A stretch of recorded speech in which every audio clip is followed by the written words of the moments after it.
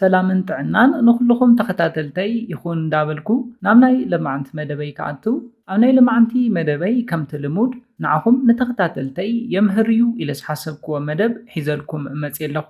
ናይ ልምዓንቲ መደበይ ዘልዕሎ ካብ ትፍፅምዎ ፆታዊ ርክብ እቲ ሓደ ዙር ክንደይ ደቂቕ ክፀንሕ ከም ዘለዎ ክንርኢና ወይ ድማ ብእንግሊዝኛ ኢንትራቫጂናል ኢጃኩሌሽን ላተንሲ ታይም ወይ ድማ ኢጃኩሌሽን ላተንሲ ፔሪየድ ንብሎ IELT ንብሎ እዩ። ነዚ እውን ክንደይ ደቂቕ ክፀንሕ ከም ዘለዎ ክንርኢና እስካብ ናይ መደበይ ፍፃመ ሓቢርኩም ንፅንሑ። ነዚ ቻነል ሓደሽቲ ዝኾንኩም ሰብስክራይብ ብምግባርን ነታ ናይ ደውል ምልክት ሓንቲ ሻዕ ብምንካእን ዝተፈላለዩ ናይ ፆታዊ ርክብ ናይ ጥዕና ከምኡውን ናይ ሓዳርን ናይ ፍቕርን ሂወት ኢንፎርሜሽን ትረኽብሉ ቻነል ስድራ ንኽትኮኑ ብኽብሪ ንሓትት። መደብና ናብ ብዙሓት ኣሕዋትና በፂሑ ብዙሓት ሰባት ትምህርቲ ንኽወስድሉ ላይክ ጌርኩም ጀምርዎ። ስድራን ዝኾንኩምኒ እንዳመስገንኩ ናብ መደበይ ክምለስ። ኣብዝሓ ሰባት ፍቕሪ እምበር ፆታዊ ርክብ እንታይ ገባሪ እዩ ዝብሉ ኣለው። ኮይኑ ግና እዚ ብጣዕሚ ዝተጋገየ ኣረዳድኣ እዩ። ዋላ ሽሕ ግዜ ተፋተው ብፆታዊ ርክብ እንተዘይተሓጒስኩም ወይ ድማ እንተዘይተቐራሪብኩም ሰላማዊ ናይ ሓዳርን ናይ ፍቕርን ሂወትን ክህልወኩም ኣይኽእልን። ነዚ ሓሳብ ምስራና ናብ ናይ ፆታዊ ርክብ ናይ ፃንሒት ግዜ ክንኣትው። ናይ ኩሉ ሰብ ናይ ፆታዊ ርክብ ናይ ፃንሒት ዓቕሚ ካብ ሰብ ናብ ሰብ ዝተፈላለየ እዩ። ኢቭን ካብ ሓደ ዓዲ ናብ ሓደ ዓዲ እውን ዝተፈላለየ እዩ። ከምኡውን ዝዓበናሉ ባክግራውንድ፣ ባህሊ፣ ሃይማኖት፣ ኣተዓባብያና ከምኡውን ካልኦት ኣብ ፆታዊ ርክብ ኣተሓሳስባና ፀቕጢ ዘሕድሩ ኩሎም ነገራት እውን ኣብ ናይ ፆታዊ ርክብ ፃንሒትና ኣፈላላይ የምፁ እዮም። ኣብ 2005 ብዝተገበረ መፅናዕቲ ኣታሒዘ ናይ ፆታዊ ርክብ ፃንሒት ሓሳብ ክንርኢና እዚ መፅናዕቲ ኣብ ወፃኢ ዓድታት ዝተፀንዐ እዩ። 500 ዝኾኑ ፍቑራት ወይ ድማ ከፕልስ ዝሓዘ እዩ ነይሩ። ከምኡውን ካብ 5 ዓድታት ዝተኣከቡ ከፕልስ እዮም ነይሮም። እዞም 500 ፍቑራት ወይ ድማ ከፕልስ ካብ እንግሊዝ፣ ኔዘርላንድ፣ ስፔን፣ ቱርኪን ኣሜሪካን ዝተውፃፅኡ እዮም ነይሮም። 500 ፍቑራት ዝሓዘ እዚ መፅናዕቲ እዚ ናይ እዚኦም ማእኸላይ ናይ ፆታዊ ርክብ ናይ ፃንሒት ግዜ ኮይኑ ዝተመዝገበ ድማ 5.4 ደቂቕ እዩ ነይሩ። ነዚ ክብል እንተለኹ ግና መትሎ ናብ ብልዕታ ካብ ዝኣትወሉ ግዜ ጀሚሩ እስካብ ዓጊቡ ዘፍሰሰላ ግዜ ዘሎ ፃንሒት እዩ። እዚ ማለት ቅድሚ ናብ ፆታዊ ርክብ ምእታውኩም መትሎ ናብ ብልዕታ ቅድሚ ምእታው ማለት እዩ። ንዘሎ ምንቅስቃሳት ማለት እውን ፎርፕሌይ ንብሎ ምስዕዓም፣ ምትሕስሳይ፣ ምንኽኻእ፣ ምልፋዕ ንብሎም ነገራት ዘይሓዘ እዩ። ነዚ ማእኸላይ ፃንሒት ምስ ሓበረ እቲ መፅናዕቲ 4 ካታጎሪ ነይርዎ። ናይ ፆታዊ ርክብ ፃንሒት ብ4 መቂልዎ ነይሩ። እቲ ቀዳማይ ንሪኦ ካታጎሪ ብጣዕሚ ሓፂር ናይ ፆታዊ ርክብ ፃንሒት ዝበሎ ትሕቲ 3 ደቂቕ ዝፀንሑ እዮም ነይሮም። ኣብ መበል ካልኣይ ዝመደቦም ድማ ኣዲኩዌት ወይ ድማ እኹል ናይ ፆታዊ ርክብ ፃንሒት ዝበሎም እዮም። ካብ 3 እስካብ 7 ደቂቕ ንዘሎ ፃንሒት ኣዲኩዌት ወይ ድማ እኹል ኢልዎ ነይሩ። ኣብ መበል ሳልሳይ ዝመደቦ ድማ ዲዛይረብል ወይ ድማ ብጣዕሚ ዓጋባይ ካብ እኹል ንላዕሊ ኢሉ መዲብዎ ነይሩ።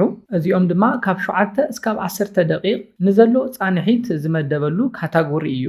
ኣብ መበል ሳልሳይ ዝመደቦ ድማ ቱ ሎንግ ወይ ድማ ብጣዕሚ ነዊሕ ዝበሎ ካብ 10 ደቂቕ ንላዕሊ ንዘሎ እዩ።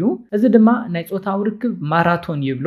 በቲ ተፈፅምዎ ዘለኹም ፆታዊ ርክብ ምስልቻው ከምፅእ ዝኽእል ተፈፅምዎ ዘለኹም ፆታዊ ርክብ ንኸፅለአኩም ዝገብር ናይ ፆታዊ ርክብ ፃንሒት ኢልዎ ኣሎ። እነዚ ምስራና ኣብቲ መፅናዕቲ ዝተሓበረ ሓደ ነገር ኣሎ። እዚ ድማ ብ33 ሰከንድ ናይ ፆታዊ ርክብ ናይ ፃንሒት ግዜ ዝነበሮም ከፕልስ እውን ነይሮም። ካብቶም 5 ዓድታት እውን ብጣዕሚ ዝነኣሰ ናይ ፆታዊ ርክብ ናይ ፃንሒት ግዜ ዝነበሮም ካብ ቱርኪ ዝመፁ ከፕልስ ወይ ድማ ፍቑራት እዮም ነይሮም። ማእኸላይ ናይ ፃንሒት ግዜኦም ድማ 3.7 ደቂቕ ፃንሒት እዩ ነይርዎም። ስለዝኾነ እዚ እንታይ እዩ ዘርእየና ናይ ፆታዊ ርክብ ፃንሒት ምስ ንበልዖ ምግቢ ዘለናዮ ዓዲ፣ ባህልና፣ ሃይማኖትና ዝተፈላለዩ ብዛዕባ ፆታዊ ርክብ ዘለና ኣረኣእያ እውን ኣብ ናይ ፆታዊ ርክብ ፃንሒትና ኣፈላላይ ዘምፁ ከም ዝኾነ እዩ። ልክዕ ከምቲ ኣብዚ መፅናዕቲ ዝተሓበረ ናይ ቱርኪ ፍቑራት ዝነኣሰ ፃንሒት ካብቶም ካልኦት ዓድታት ከም ዝነበሮም ሓቢሩ ነይሩ። ንበልዖ ምግቢ እውን ኣብ ናይ ፆታዊ ርክብ ፃንሒትና ልዑል እጃም ዘለዎ ከም ዝኾነ ክትፈልጡ ኣለኩም። ስለዝኾነ ኣብ ዝተፈላለዩ መደባተይ ብዝሓበርክዎም ምግብታት ፃንሒታትኩም ክተውስኹ ትኽእሉ ኢኹም። ኮይኑ ግና ደቂቕ ሒዝኩም 5.4 ደቂቕ ጸኒሐ ጾታዊ ርክብና ክገድፎ እየ ኢልኩም ክትሓስበለኩም ማለት ኣይኮነን። እቲ ኣገዳሲ ነገር ኣብቲ ክትጸንሑ ዝኽኣልኩሞ ጻኒሒት ክንደየናይ ዓጊበ እየ ክንደየናይ ከ ነፍቃሪተይ ወይ ድማ ንበዓልቲ ቤተይ ኣዕጊበያ እየ ዝብል ሓሳብ እዩ ኣገዳሲ ክኸውን ዘለዎ። ብፍላይ ኣብዝሓ ደቂ ተባዕትዮ ንናይ ባዕልኹም ናይ ጾታዊ ርክብ ዕግበት ጥራሕ ኢኹም ተሓስቡ። ንናይ ባዕልኹም ናይ ጾታዊ ርክብ ዕግበት ጥራሕ ኣድህቦ ክትህቡ የብልኩምን። ምሳኻ ጾታዊ ርክብ ትፍጽም ዘላ ኣፍቃሪትካ ከምናትካ ናብ ናይ ጾታዊ ርክብ ንዕግበት ጸግዒ ክትበጽሕ ኣለዋ። ለማዓንቲ ብጾታዊ ርክብኩም እንተዘይዓጊባ ጽባሕ ወይ ድማ ካሊ መዓልቲ ምሳኻ ጾታዊ ርክብ ክትፍጽም ድሌት ኣይህልዋን። እዚ ድማ ኣብ ፍቕርኩምን ሓዳርኩምን ኣፈላላይ ዘምጽእ እዩ። ኣፈላላይኩም ብምይይጥ እንተዘይፈቲሕኩም ድማ ናብ ካሊእ ሰብ ምኻድ ምዝማው ዝሙት ዝጅመር እውን ብኸምዚ ዓይነት ምኽንያታት እዩ። ስለዝኾነ ኣብ ናይ ኣፍቃሪትካ በዓልቲ ቤትካ ዕግበት እውን ኣድህቦ ክትህበለካ እዚ መጽናዕቲ ድማ መስሎ ምስ ብልዕቲ ምስ ተራኸበን ካብዚ ግዜ ጀሚሩ እስካብ ዘፍስሰሉ ግዜ ዘሎ ደቃይቕ እዩ ዝርኢ ኮይኑ ግና ቅድሚ መስሎኻ ምስ ብልዕተን ምርኻቡ ብትፍጽሞ ፎርፕሌይ ማለት እውን ምስዕዓም ምትሕስሳይ ናብ ጾታዊ ርክብ ዕግበት ብቐሊሉ ንኽተብጽሓ ክትገብረሉ ትኽእለሉ ሜላ እዩ። ስለዝኾነ ቅድሚ መስሎኻ ናብ ብልዕታ ምእታውካ እውን ፎርፕሌይ ብዝግባእ ክትጥቀመሉ ኣለካ።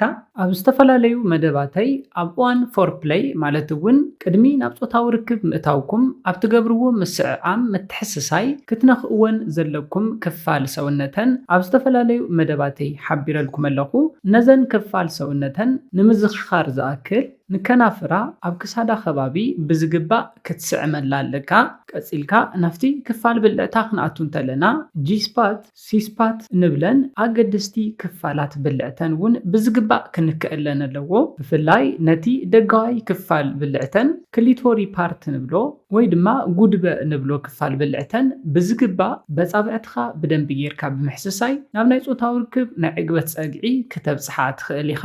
ስለዝኾነ ፎርፕሌይ እውን ብዝግባእ ተጠቒምካ ናብ ናይ ጾታዊ ርክብ ናይ ዕግበት ጸግዒ ከም ተብጽሓ ክትፈልጥ ኣለካ።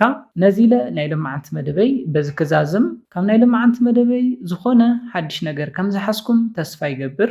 ነዚ ቻነል ሓድሽ ዝኾንኩም ሰብስክራይብ ብምግባርን ነታ ናይ ደውል ምልክት ሓንቲ ሻዕ ብምንካእን ዝተፈላለዩ ናይ ጾታዊ ርክብ ናይ ጥዕና ከምኡውን ናይ ሓዳርን ናይ ፍቕርን ህይወት ኢንፎርሜሽን ትረኽብሉ ቻነል ስድራ ንኽትኮኑን ክትተባብዑናን ብኽብሪ ንሓትት። መደብና ናብ ብዙሓት ኣሕዋትና በፂሑ ብዙሓት ኣሕዋትና ትምህርቲ ንኽወስድሉ ላይክ ሼር ምግባርኩም ኣይትረስዑ። ሓሳብ ርኢተኹም ንቻነልናን ንመደብናን ንምዕባይ ስለ ዝሕግዘና ሓሳብ ርኢተኹም ብኮሜንት ተብጽሑና። ብኻሊእ መደብ ብኻሊእ ሓሳብ እስካብ ንራኸብ ሰላምን ጥዕናን ንኹላትና ይቕኒለይ።